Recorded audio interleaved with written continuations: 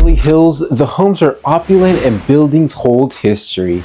From whimsical residences to grand estates, each structure tells a story of innovation, elegance, and the pursuit of architectural excellence. Let's explore the top 10 notable architectural treasures that grace the streets of Beverly Hills. At number 10, we have the Trousdale Estates.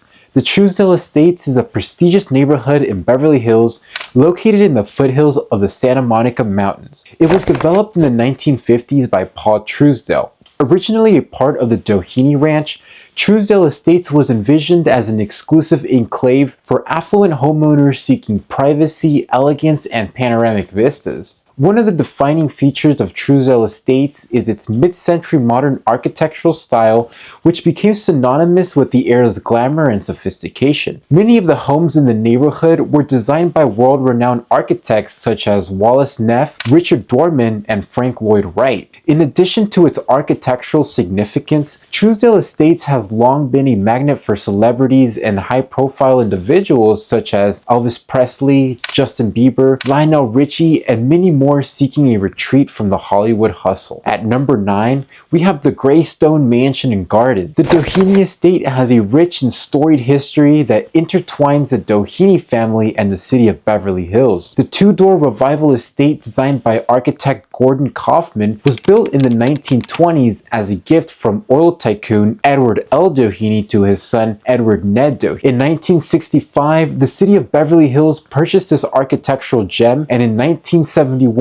it was formally designated as a public park. Its massive sandstone walls, slated roof, lush gardens, tranquil fountains, and intricate details are reminiscent of English manor houses. Inside, you can find opulent marble floors and elaborate carved wood paneling. Its unique architecture is beloved by the entertainment industry for its versatility and uniqueness. The estate served as Rory's high school in Gilmore Girls, the place where Cameron Diaz and Jude Law share a dinner in London, The Holiday, a Mariah Carey music video, and more. At number 8, we have the Anderton Court. Rodeo Drive's 3-story concrete shopping complex, Anderton Court, was designed by groundbreaking architect Frank Lloyd Wright and was his only retail space built in Southern California. In contrast to Anderton Court's stylish neighborhoods, the building features a unique hexagonal floor plan with an angular V-front and is topped off with one of Wright's trademarks, streamlined modern and Art Deco styles. The design based off of a diamond grid pattern that he created with an inverted V, which can be seen throughout the building. Its unusual parallelogram shaped central ramp leads you to a great stopping point for an aerial view of the bustling Rodeo Drive. At number 7, we have the Beverly Hills Hotel. The Beverly Hills Hotel was originally built and designed by Elmer Gray in 1912. This Mediterranean revival masterpiece became the place to be for the rich and famous. In the early 1940s, Hernando Courtwright and a group of investors purchased the property and decided its success was depending on updating its look. Courtwright chose tribalizing African-American architect Paul R. Williams to design the pink palace we know and love today. Williams designed the Beverly Hills Hotel's crescent wing and introduced its grand red carpet entrance, poolside cabanas, and crystal ballroom. Part of Williams' work also included the redesign of the polo lounge, fountain coffee room, and lobby. What about the pink green signature look, famous hotel script, and the front signage that are a popular backdrop for photos? We have Paul R. Williams to thank for that too. Visitors and locals are surrounded by the architectural brilliance of Paul R. Williams, whether they're inside the Beverly Hills Hotel or driving past the iconic entrance on Sunset Boulevard. At number 6, we have the 76 gas station. In 1960, architect Jin Wong of Perea and Associates was asked to design a gas station for LAX. Once completed in 1965, the airport changed its mind and the Union Oil Company won the rights to the design. They later decided to place it in Beverly Hills on the corner of Crescent Drive and Little Santa Monica Boulevard. Its orange, swooping, curved roof gives it a futuristic feel, making it reminiscent of a spaceship. Today, the 76 gas station remains an icon of mid-century modernism, and it's recognized as one of the prime examples of Google futurist architecture. At number 5, we have the Platinum Equity Building. The Platinum Equity Building, formerly home to the Music Corporation of America headquarters in Beverly Hills, was also designed by Paul R. Williams in 1938 and exemplifies English Georgian Revival architecture. Commissioned by MCA founder Jules Stein,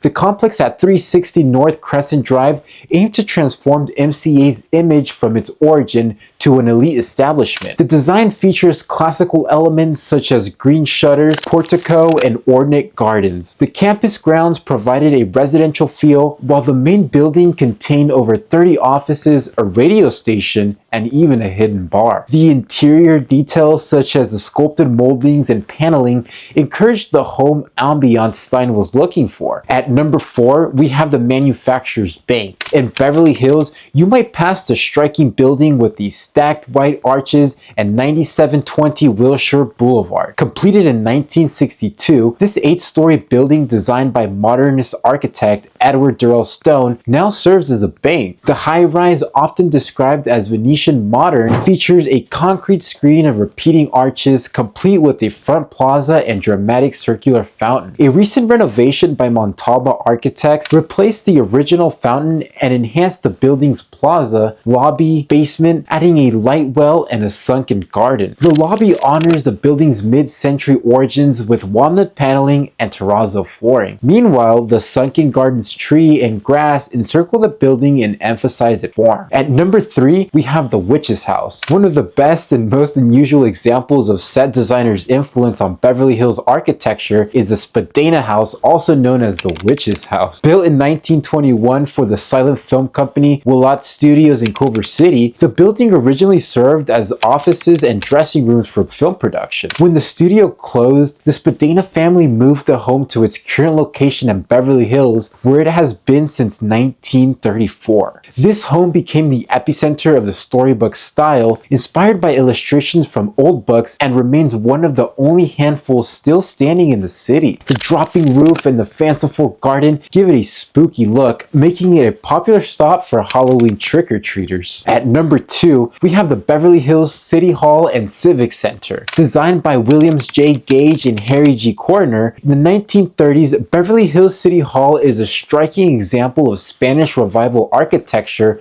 that reflects the city's glamorous and dynamic character. The building blends low classical elements that symbolize government with a soaring 8-story tower that represents commerce. In 1982, the building underwent significant renovations, including the cleaning of terrazzo floors, marble ceilings, and the blue, green, and gold tiles on the dome. Coinciding with the restoration of City Hall in 1982 was the reconstruction of the Civic Center when the city announced a design competition to add to the component. Charles Moore and his firm came out on top with a design that expanded on the City Hall's architecture by using a mix of postmodern and Spanish Art Deco style. Colorful tiles, geometrically arched colonnades, and clean lines give it a structured and distinct 1980s feel that complements the tile dome of City Hall Tower. At the heart of the Civic Center is a plaza, a vibrant public space serving as a focal point with lush landscaping, palm trees, pedestrian pathways, and seating areas that embodies the city's commitment to blending functionality with an aesthetic appeal. At number 1, you guessed it, the O'Neill residence. A stone throws away from Rodeo Drive is the whimsical O'Neill residence. When O'Neill first moved in,